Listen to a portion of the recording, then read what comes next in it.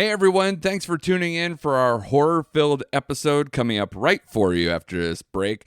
If you are looking for more horror podcast goodness, check out our friends at Forgotten Cinema, who are making their return with an October of Forgotten Horror. I know they've already released As Extends and American Werewolf in London, I believe. So if you love those horror classics, want to dip into something not current like we will be doing right after the music here, be sure to check out Forgotten Cinema and their Forgotten Horror Month. All right, guys, here comes the show.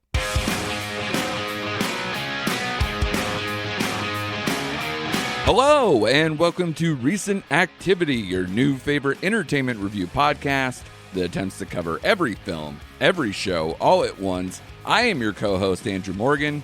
With me, as always, is the leading sales rep for Ligadone in the Southeast, Mr. Shane Beauregard. How are you, sir? I'm doing well, you son of a bitch. Personally responsible for the opioid crisis. Congratulations, Absolutely. buddy. Yep. Is that what you're looking for with your next mate? You're just looking for someone who's just blissed out, Yeah. completely pain free. That's what we're all looking for, right? All right, so completely obvious now, we are going to dive into The Fall of the House of Usher, which is the latest miniseries from director Mike Flanagan, who we've loved over the years, whether it's in movie form or in the Netflix miniseries, which he's now made into an art and will now do it for somebody else. So, son of a bitch. I know. Everybody's mad. I'm mad. Especially after something like this, but we'll get to it. And then we'll also kind of talk a little more spooky stuff with When Evil Lurks that we both caught over the past week. We'll do a little a mini review on that at the end. But let's get to your boy, man. Flanny is back with his whole troupe, his whole crew. You got Bruce Greenwood and Carlo Gugino, Guggenheim, Great Googly Moogly. Great Googly Moogly, buddy. Yeah. As well as, I'm sure you noticed everybody, like Henry Thomas, of course. And it also was very apparent to me that Mike Flanagan or his casting director watched Reacher and loved it as much as we did. Did you catch that? I did not. So Willa Fitzgerald, who plays young Madeline, remember she was the blonde who was kind of like toe-to-toe with, on the same side as Reacher. That's where she's from. Okay. And then their cohort, the black guy who was the, trooper or an officer, a young officer in that show, that's Malcolm Goodwin, who played young Auguste Dupin. Oh, okay. Good on you, buddy. Yeah. I was trying to place him, but I don't want to look him up. I don't like using IMDb if I don't have to. Sure. Yeah, which is all I do. So sorry. That's where we differ. But yeah, I get it, man. But I was just like, because I recognize, because I've liked her for a while. She was in Royal Pains, the USA show from a while back, and then she's been in a bunch of different TV projects that I've enjoyed. And then, of course, we talked about her a lot with Reacher. And then Malcolm Goodwin, now he's on my radar, man. That guy. He's good. I loved it. I mean, we'll get to it, but the flashback stuff in here I thought was almost as good or the best of the stuff of a lot of the things that happened in this show. So the younger versions of who played the main characters did an excellent job, as well as obviously all the scenes that were there. But of course, this is co-written and directed by Mike Flanagan with additional direction by Michael Fiminari, who I interviewed on the Nomcast, the old podcast, my Netflix original movie podcast, because he directed To All the Boys I've Loved Before 2 and 3 after being basically Flanny's guy forever. Like, he was the cinematographer going back like Dr. Sleep and maybe even before. So he did all these like famous miniseries and everything. So he got all his boys. He just has a stacked roster. And you know more than me because you've watched all these other miniseries. We talked about Midnight Club. What was that, last year? Yeah. And then we talked about it. Yeah, we talked about it on this show, as well as all his other ones in the past. And you can kind of see again with the with some of the people in here, I didn't recognize them from Flanny projects, but you would have. Even they went down to the girl who played Lenore is from Yes. Dr. Sleep. But, you know, as far as his miniseries, I'm mad at myself now because I've been always putting them off. And you guys loved them, you know, Chris, when he was on here, and you as well. And I've not watched any until now. So this is a great way to get into it because I really like this series. So I'm now, from what I understand from the word on the streets, and I'll obviously ask you point blank, this sounds like it's one of his better ones in terms of the miniseries. Outside of maybe a couple of them. And he's done what, like 5 total now? 5, yep. Yeah. So I feel like this is right smack dab in the middle as far as people on the street, but I'm curious to see what your rank is. But let's get to what you thought of this one in general. Okay. So this, of course, I grew up reading and seeing like theater versions, performances, plays of a lot of Poe's work over the years, especially a lot when I was younger. So it was kind of cool to see the structure of this show, because obviously it could have been just House of Usher, but obviously they integrate all of Poe's work, especially if you look at the episode titles. They're all based on other stuff that Poe has done, you know, Black Cat, Raven, Telltale Heart, etc., etc. So this was a well-constructed show, 8-episode miniseries.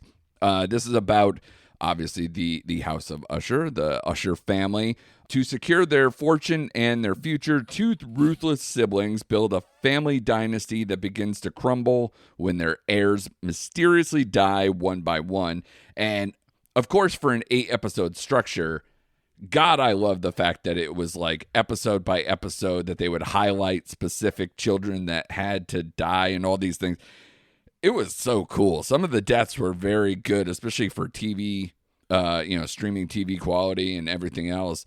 I really like this show. There are detractors, and we can get into them, but I think overall this was definitely a win for Flanagan, and it makes me even more upset that he's going to go to Amazon and probably kill it again. So where did you sit with this one, Shane? Yeah, I once I got past the first episode, which admittingly was, it felt like it took me 2 hours to get through that episode because it was so slow paced. It's dense, yeah. Yeah, it's very dense, first episode. But once I got past that, and we got, like you said, like one child per episode on what happened to them. Yeah. I loved it. I loved it. I really wish, though, and it's probably one of my only small gripes, is that I wanted more background on each family member, I guess. We didn't really get any depth on their characters. It was all like kind of superficial what we saw. Right. And I just wish we got more backstory with some of them. Like his wife, Katie Seagal. Like, I thought she was an interesting character. And yeah, I thought she was one of the more interesting ones. And for where she kind of goes in this, I was a little disappointed that we don't get her for longer stretches of time. But and that's one of my only gripes. But like you said, Bruce Greenwood, I thought killed it. I thought Mark Hamill was my favorite character in this show. I thought he did just a great job as their lawyer. I agree. Of course, Carla Gugugliano. Oh God, she's so. But yeah, and like I agree with you. Like I love the flashback scenes. I thought those were my favorite parts of the show. Like when they showed a young. Oh my God, what's his name? Roderick. Yeah, Roderick, a young Roderick. Yeah, I love that actor, and he's been in all of Flanagan's stuff. But I loved him as far as the background stuff goes. So.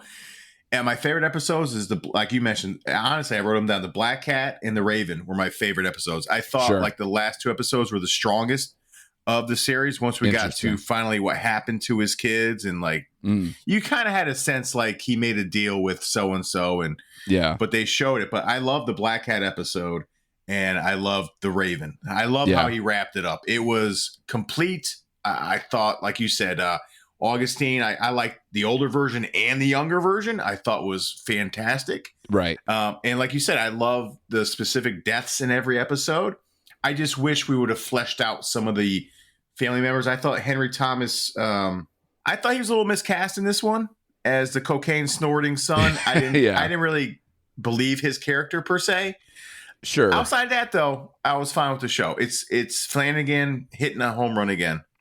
Yeah, it's interesting. I agree with you. I'm sure there's probably a version where this series is 10 episodes instead of 8, and we get to flesh out certain things or deflesh as certain episodes go. Right. I disagree slightly. I think they landed the plane, but what I like about this series was not as much the end, because I thought the end was... I felt like we were heading towards an obvious conclusion. Maybe obviously outside of what exactly was going to happen, but kind of the nuts and bolts of it probably the whole way. And I think the beauty of this show is that the death construction, as well as the flashbacks to kind of know exactly how they were, what they were like, and what they were getting into to get to there, I thought was more fascinating than how it wraps up, because how it wraps up is just kind of like concluding what we kind of were seeing all along.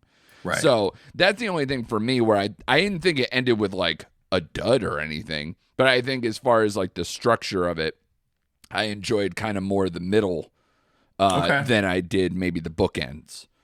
But at the same time, like you're right. I think this might be the first time in a long time, if ever, that I've seen Mark Hamill where he gets usually a little theatrical. He gets a little he's usually over the top, plays it a little higher than most. Right. And this one, it's actually not warranted, but it adds flavor that I enjoy. Right.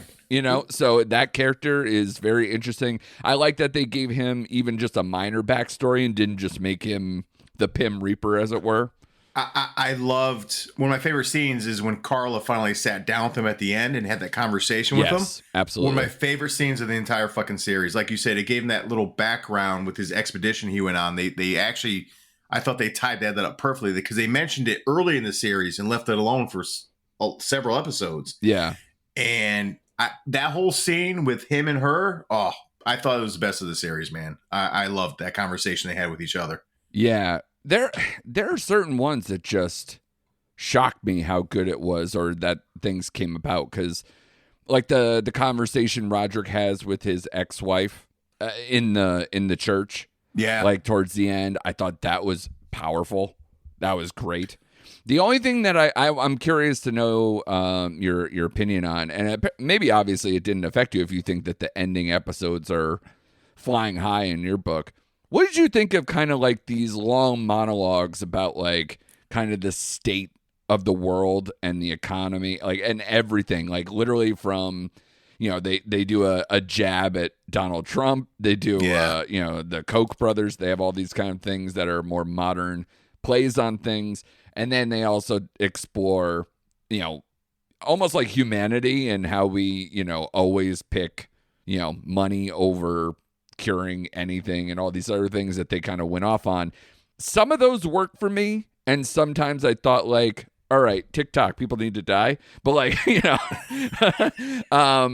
so some of them I thought were apropos, and some of them I just thought they were just making a statement. So they kind of had various forms of success, I thought. I agree. I thought some of it was a little too on the nose, like when Carla's character pretty much said the Donald Trump statement about shooting someone on Fifth Avenue and you'll get away with it. You know what I mean? That's exactly the line, yeah. Yeah, I thought that was a little too on the nose, but the others I didn't mind. Like you said, some worked, some didn't work. I was okay with them for the most part, but I kind of cringed a little bit when she said that line in the show for some reason. I'm like, okay. Well, because we're following such a unique world building that they're doing, it like feels updated and real, but it also, I guess obviously it could live in the world, but you kind of want to not be in the real world with this, especially because they're telling such, I think they did a really good job of blending like the poisms, whether it be actual dialogue from it that they recite, or whether it's the imagery with the raven, or whether it's the kind of gothic look of especially the young flashbacks, not the mid-tier ones where the mother's gone and all that, but the original like kind of runner of Fortune who worked, the mother worked for him, like that house and then their house and then kind of like the old neighborhood and stuff like that. I thought had a lot of gothic flavor, especially as it crumbles and how they're in there. I really liked a lot of that stuff. It's very Poe. And then of course, like when the Raven comes in the actual Usher home, Bruce Greenwood, Roderick's home. That was very much on the nose as well. It almost, I always remember the Simpsons Treehouse of Horror when they did the Poe stuff and the Raven, where Bart's the Raven and everything else. Like it has that like I'm in Mr. Burns' house. It has that kind of flavor. So, like I said, I really liked a lot of stuff here, and I'm interested now. So. First of all, you mentioned Mark Hamill. Is there anyone else you like really liked in this? I mean, like obviously, I think Greenwood and Gugino, knock it out of the park. Mary McDonnell is quietly like the almost like co-lead, but like she's they take her away for long stretches, even though she's kind of positioned as the series goes on as like as important or more important than Roderick. So it's interesting. I really like Leo Usher, like the video game designer, Raul Cully, which I believe he was in Bly Manor or Haunting, one of the Hauntings. Do you remember him from those? I believe that's right. He was in the Midnight Club for one episode, and he was in Midnight. He was a sheriff in Midnight Mass. Okay, so I knew he was in past stuff. I thought he may have had more. And he was on The Haunting of Bly Manor. So okay, so I did get that. Okay, all right. Yep. So yeah, I thought he was really good. It's interesting, like those kids that he obviously had from other women than his original wife. Those were. It's fun that they get to kind of like blend out the cast instead of being this fully white, Anglo look, rich family. Kid, waspy kids. Yeah. So. It's nice that they were able to build that out based on just him and his wandering proclivities. So it's nice. But yeah, I thought the young August Dupont, like I said, the Malcolm Goodwin stuff, all those really worked. And yeah, I was very sad to see Flanny's wife, Katie Siegel, end up, on the chopping block too early because she popped out. She did. She really popped in this because I think, based on her look, like it looked like a very well developed character design as opposed to maybe some of the others. Right. So yeah, she really worked, and so it was tough to see. Even though her death was quite spectacular, it was, dude. It was, but it was far too early for me, and that's why I said I think I like the meat in the sandwich a little bit more. Like I echo your sentiments. Like Leo was outside of the people we talked about, Leo was probably my favorite character in this series. I thought the weakest episode was the Goldbug episode. I think the same thing. I did not care much for that episode at all. I thought that character was way underdeveloped. She really wasn't in it a lot. True. Tamarine, was it Tamarine? Tamerlane. Yeah, Tamerlane. Yeah, did not care much for that episode at all. Yeah, but Leo is my favorite, and then I like the young kid too. The one with the nightclub, the orgy club. Yeah. Right. But yeah, everyone else. That was just gross very early. Like the whole acid bath stuff is just tough. Tough to look at. But no, Leo and Katie Seagal were my two outside of Bruce Greenwood and Carla Guglielmo. And the actress who played Madeline was fine too. She was great. Yeah, Mary McDonnell. Yeah. But again, the Black Cat, probably my favorite episode of the whole series. Yeah, it's always fun, to see like people kind of losing their mind. And again, it's straight out of the Poe stuff. So I think the stuff that kind of lent itself to being a perfect blend of what Poe's poems or stories did, and then also applying it to this series, I think that was like the secret sauce. It was the perfect kind of blend. And the construction of this series, I mean, to get 8 episodes when a lot of the Poe stuff that has been done over the years never really lands. So to kind of like have this concoction that mixes it up and puts it to the modern era, I think is just brilliant. Yeah. Flanagan knocked it out of the park, man. Like, just let's call it what it is. He knocked this one out of the park. What'd you think about the drug angle for it? Do you think that's I think it's probably better because it could have been a political thing. It could have been any kind of other type of power. I think this actually fits, even though a lot of people are doing opioid crisis stuff these days. But I think it still fits this story pretty well. Yeah, it fits the story well. And honestly, as the series is going on, I kind of forgot that storyline. I just kind of forgot about it. To me, it kind of faded into the background because I was paying attention to everything else in the series. Yeah. To me, it could have been anything they were peddling, to be honest with you. But yeah, it fits the current times. I thought it was okay. Yeah, and another standout for me too. I'm unsure if maybe Feminari was shooting stuff when Flanagan was directing, or whether there were other people. I haven't looked that up, but the cinematography in this show was really good, and a lot of the production design. Not everything works. I mean, it's kind of sometimes a little generic, but I think for the most part, very well done, and a lot of the. Not too many jump scares, but when they work, they work. Especially with Greenwood in his family home, that stuff was most of the jump scares. But yeah, the blood effect, everything was really well done. So not much to complain about with this show. Like I said, maybe it gets too preachy, a little heady at times or whatever, and but for the most part, it just kind of seamlessly works. I think.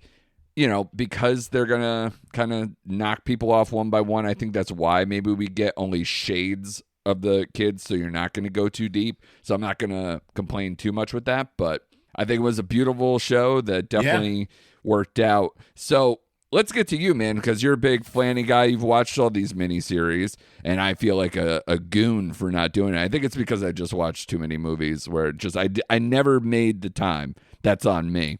You need to make the time, sir. I know, but hey, man, they're always going to be on Netflix, or so we always tell ourselves, and then they go away for some mysterious reason. So where do you rank these? You have the 5 miniseries. How would you power rank this? Where does this one in particular fall for you? This is tough, and I'm not trying to be caught up in the moment, so I'm trying to take a step back, right? So if I had to rank them, because I wrote this down, the Haunting of Bly Manor to me was a good show, but it's 5. If I had to rank it, it's 5 on my list, right? Okay. I really enjoyed the Midnight Club, but I can't get it higher than 4. Okay. So where I had a tough time was between this show and Midnight Mass, right? Right. I went back and forth with this all day, honestly. This is how I spend my days, folks. That's why we love you, baby. Yeah. But I would have to say this, honestly, is his second best show behind The Haunting of Hill House. Okay. This is his best effort. Like The Haunting of Hill House, the first series he did on Netflix, it's his gold standard. This is close to it, but I would have to knock this to number 2. Midnight Mass, I think, is severely underrated because it's a very slow burn of a series. But I do like that original story he came up with because that wasn't a king. It was just him. He wrote that. So right. Yeah, really very rare for him. Yeah, very rare. So I enjoyed that one. But like we discussed, the writing, the structure of this show, it's number 2 on my list. Now, because I know, because he had a big overall deal with Netflix and had a lot of, distribution that was directly to Netflix, even if it wasn't, say, a Netflix original. Is there anyone that you would recommend from that catalog? Because basically you're kind of picking through what Gerald's Game, Oculus, Hush. Hands down is Hush. To me, that launched them. I remember watching that movie saying, this guy's got something. Not that I would know, but that movie kind of just took me by surprise.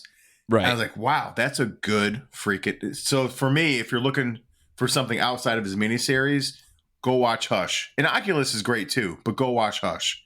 Yeah, I would agree with you there. I mean, I like Gerald's Game, especially if you. The thing is, right, if you're watching this series and you want to recommend it based kind of on the cast and how things go, it's hard not to recommend Gerald's Game to people because you get Greenwood and Gugino going for long stretches by themselves. So, and that one has a lot of the a similar imagery he likes to do with certain creepy characters and such. By far the creepiest thing. Well, I don't know about by far, but the thing that sticks out for me in this series do you have like an image or a character that like sticks out with you? Because to me, it's that Joker costume. Oh, the Jester. Excuse me. Yeah, sure. Yeah. Oh, yeah. God damn it. Every time that comes up, I'm like, why is this so creepy? I'm like, and then obviously they show you like what it's from, and I wouldn't have guessed that. I thought this was some mystical demon or something, and it's like, nope. Blew me away. Great reference. Yeah. Every time it was there, I was like, good God. This is so creepy. I would faint and have a nosebleed and fucking lose my mind too if I was Roger Usher seeing that. My God. But yeah, very interesting. Solid show, man. And you know what's great is that it finally started to get me in the mood, like the Halloween mood. Like I think it took me a while. Usually, like when October starts, you know, it's pretty obvious. Like I went to Connecticut Horror Fest, I did all that stuff, and I still didn't feel it. I wasn't feeling it yet because I hadn't like watched something in the dark and gotten scary. You know what I mean? Yeah. And because we didn't do Exorcist on this show because the reviews were so bad, and I only had a half an interest anyway. You know, you got things like Saw X, which got surprisingly better reviews, but like I haven't seen one since like the early Saw movies. I'm just not into the torture porns. Yeah. The Eli Roth kind of horror movies. Yeah. The Hostel stuff. Yeah. Exactly. No. I'm not that into it. So to me, you know, now this is my kind of stuff. This is my jam. This is my speed. And then the other part of me is when we watch When Evil Lurks. Which seems like I told you like a decade ago based on how much stuff we had to watch and how much our lives were consumed. When Evil Lurks is an Argentinian horror movie that is produced by Shudder, so it should be probably on digital quite soon, I would imagine. It's not exactly burning up the box office. I think it's less than 1 million at this point in their launch. But boy, man, this movie... Slow burn, right? I told you, like you were about to go see it, and I was like, hang tight for that, like that first 20 minutes, probably 20, 30 minutes, that first act where it's just like, what the hell am I watching?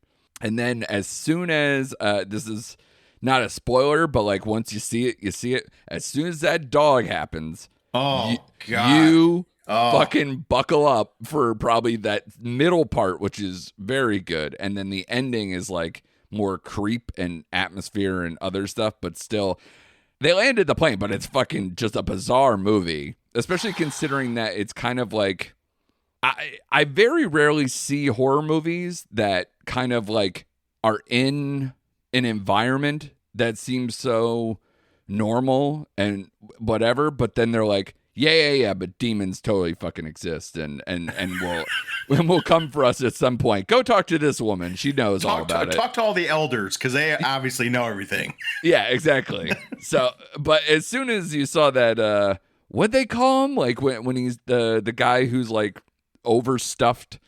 Yeah, and they call him. I forgot what not the hell possessed, but they called him something like the possessed, the rotten or something yeah, like yep. something like that. Because God, it was just disgusting to look at, and then obviously we know what it was actually doing.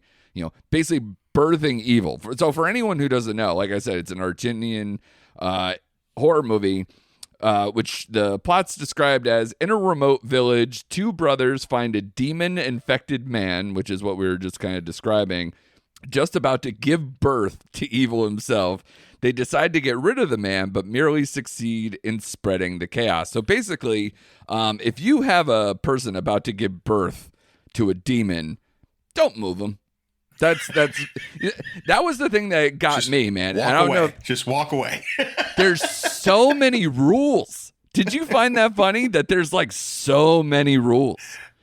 It was like don't kill it, don't move it. Yeah, exactly. It was like I actually liked it. I think I said it to myself at some point. It was like Demon Club. The first rule of Demon Club is don't move the demon. You know, don't talk about the demon. Don't get the hell out of the house. Don't ever come back. There were so many rules. You couldn't kill the demon. Otherwise, you'd spread the demon. You can't touch the demon. You couldn't shoot it. but you could stab it or whatever, run it over with a truck or something, but you couldn't shoot it for some reason. I don't know. So many rules. Yeah, because I thought like at points there was like, that guy's going to turn into a demon now. And then nothing happened to that person. Right. So I don't know if I followed the logic of some of the rules or some of those things. But I'll tell you, it's quite entertaining. And at some points, it's kind of like winky, like quietly, like darkly funny. Yeah. Even when it probably doesn't mean to. So for me, I think this was a 3 out of 5 movie. But I think it's one that I can recommend just for the ride. And like you can tell people you saw this movie kind of movie. I love this movie. I thought it was one of the best horror. I thought it was one of the best horror movies of the year. Hold on. Didn't you message me like, I think I'm about to throw up watching this movie? I was the only one in the theater. I was by myself, and I visibly, audibly gagged 3 times. Okay, do you remember when? I'm curious. Yes. Okay. All right. When they showed, when they're trying to move the bloaty corpse and he started pussing out, I started gagging. Gross. The one that got me, because it got me in Barbarian too, is when he was reaching into his son's mouth and he started pulling out the clumps of hair. Oh, yeah, sure. Yeah. And he's like basically a big hairball. I threw up. I literally like spit. Like I couldn't help myself. It was so bad. Yeah. But yeah, those are the 2 scenes specifically. But no, this movie was tension filled. Like you said, it was like the atmosphere of the movie I loved. It didn't make a whole lot of sense as far as, like you said, the rules go. But when that dog scene happened, I was like, holy shit. Yeah. Like the they whole went chase there. And everything. Oh my God. Yeah. And the woman with the axe to her head. Yep. And like you said, darkly funny when they dragged the the old woman at the end of the movie and the one kid was like slowly hitting her with the hammer in the head. Yeah. And even when the wife came back and like ran over the husband and the kid with the car. Oh, and then she's like eating the kid. Yeah. Oh my God. I was just like, and she's eating like they were like almost like instructed her like, eat the kid like you're watching popcorn watching the movie. You know, because she kind of had that like, dead ahead stare, just kind of casually, taking bites out of the kid's head. Yeah.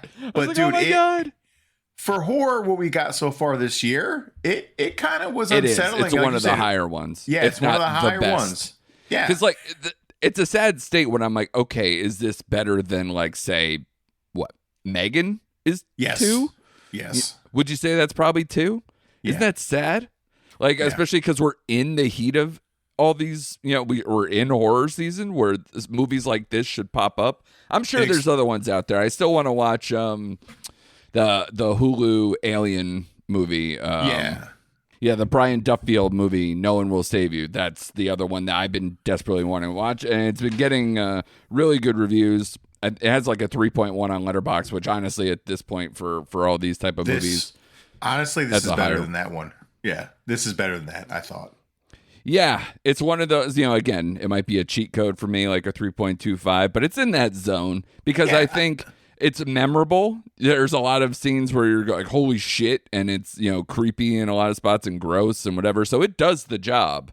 Yeah. And as opposed to like, there's a lot of other movies where like I didn't even try because they just didn't get good enough reviews for me to even try it. Would you say, because I heard some people say, and I believe you watched it, they were saying this movie is comparable or it's this year's version of, what was it, that Swedish movie, that Nordic movie, whatever, the awful one from last year that made people want to die inside. What was the name of that one? Oh, God. Yeah. Okay, first of all, I like this movie better, but that movie that you mentioned you mentioned taking a shower after a movie. Right. That movie wanted me to... Jim Carrey myself at the end of Pet Detective there. Exactly, yeah. Finkel's Einhorn. But, what the hell is the name of that movie? It had evil in the name, too, I think. Speak No Evil. Speak No Evil. Okay, yeah. So Speak No Evil. They're saying it's like the Speak No Evil of this year. Which, again, is Shudder, so those guys are fucked up. Yeah, it has similarities, I will say that. But Speak No Evil, it's a slower burn. But something's going to happen. And when it happens, like literally you want to take Brillo pads and just brush your skin off because it's so disturbing. But as far as like an actual horror flick, and this is more of a horror movie to me than that was. So they're comparable, though. I will say that. So what did you say you gave this, or did you not? I gave it a 3.5. Okay. Yeah, which is totally right in that realm. And like you said, probably one of the better scores we've given horror movies this year. Yeah, because I think I gave Megan 3.5, so it's right in that zone. Are there any other horror movies that are on your list or that you haven't, have come out this year? I will be taking my daughter to go see Five Nights at Freddy's. That's right. So that's what, 2 weeks? 2 weeks, yeah. 2 weeks. Outside of that, you're right. There's not much out. I saw The Nun 2. We talked about that. We're low on The Exorcist, so. And Five Nights at Freddy's is like PG-13, so I got a feeling it's going to kind of be like totally killer in that kind of realm of a movie, right? Which is a light horror, right? But this one was more horror, like we were discussing. So we'll see. Yeah, I'm feeling like a heel because I haven't watched Infinity Pool yet. I think I might watch that before the end of the year. It's on Hulu. It's on my list, and I want to check it out, but I haven't yet. The only other one that was good, probably close to as good as this one was, is Cobweb that I saw. That's more of an indie one as well that I liked. Because I went on like a horror binge, I think probably like last month or something, in prep of trying to kind of catch up with some of these horror titles. I know I liked that one better than Evil Dead Rise. I know... Run Rabbit Run was not that good. Knock at the Cabin was fine. Renfield was fine. Cocaine Bear, if you toss it in for that, was fine. Scream 6, I probably liked it more in the moment, but it doesn't linger with me very well. Talk to Me was good. Talk to Me, sure. Yeah, that's right up there with the other stuff. That's right in that zone of 3.5-ish kind of horror movies. I keep forgetting about that one. I think the most disappointing one was probably Last Voyage of the Demeter. Thank God you took the bullet on that one. Yeah, that was just disappointing. That was very bad and very boring. That was the worst thing. Don't bore me. Like, go for the gut. But like this one, it was just dumb. And the fact that they even were kind of trying to Rogue One the end to like kind of piece it to Bram Stoker's Dracula because it's the prologue or like whatever it is for it. Dumb. Don't do it. But yeah, I'm trying to think. Like it's been a lot of sequels that I didn't care about. Your Insidious Red Door, your Saw X, like we said, the Exorcist one. I'm never probably going to see that dumb Winnie the Pooh Blood and Honey thing. Dude, I started watching that the other night. Oh, did you? I made it 15 minutes. It's on Peacock, dude. I made it 15 minutes in. And I'm like, nope. I didn't realize it was actually based on Christopher Robin and the 100-Acre Forest and Eeyore. I did not know that was actually part. I thought it was two psycho serial killers. Yeah, because it's such a bad costume. That's why I thought. Yeah, dude, don't skip. Okay. Skip it. Yeah, I mean, it literally has a 1.2 on Letterboxd, so that wasn't going to happen for me anyway. You caught Pope's Exorcist or no? Yeah, that was okay. Yeah, it's still probably like recommend, but soft recommend kind of thing. Yep. Okay. Yep. Yeah, and then you also watched Sick, which I think was like right at the beginning of the year, right? Like right before Megan. Yeah, and that was a decent one too. And again, Peacock. That was Kevin Williamson's movie. Yeah, right? I actually like that one. Yeah. Yeah. So it's not a terrible year. And I think besides your Five Nights at Freddy's excursion, I don't think I have a lot to catch up on. I think I have a good read on the year. But yeah, definitely Infinity Pool. I think I want to check that out before. And they also had news. I don't know if you saw the last in the Pearl, Maxine, the X, Ty West trilogy, that they're close. I think they're probably going to do it early 2024. It looks like they just missed, because I was hoping that was going to come by this time of year.